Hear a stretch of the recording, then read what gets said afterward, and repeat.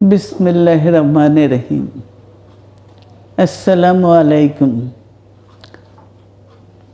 দীর্ঘদিন অসুস্থ থাকার পর আপনাদের সামনে কথা বলতে পারার জন্য আল্লাহর কাছে শুকরিয়া আদায় করছি। আমার কারাবন্দী অবস্থায় আপনারা আমার কারামুক্তি ও রোগ মুক্তির জন্য সংগ্রাম করেছেন, দোয়া করেছেন। সেজন্য আমি আপনাদের সকলকে ধন্যবাদ জানাচ্ছি। দীর্ঘ আন্দোলন সংগ্রাম ও ত্যাগের মধ্য দিয়ে আমরা ফ্যাসিবাদী অবৈধ সরকারের কাছ থেকে মুক্তি পেয়েছি।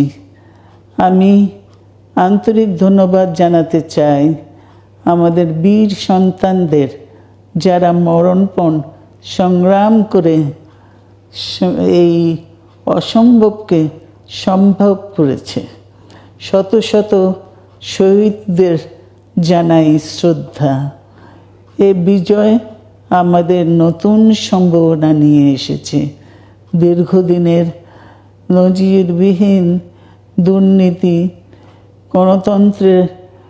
গণতন্ত্রের ধ্বংসের স্তূপের মধ্য থেকে আমাদের নির্মাণ করতে হবে এক সমৃদ্ধ বাংলাদেশ। ছাত্র তরুণরাই আমাদের ভবিষ্যৎ। তরুণরা এই যে স্বপ্ন নিয়ে বুকের রক্ত ঢেলে দিয়েছে, সেই স্বপ্ন বাস্তবায়নে করতে মেধা, যোগ্যতা, জ্ঞান ভিত্তিক গণতান্ত্রিক বাংলাদেশ গড়ে তুলতে হবে। শোষণহীন সমৃদ্ধ বাংলাদেশ। সকল ধর্মের গোত্রের অধিকার নিশ্চিত করতে হবে। শান্তি,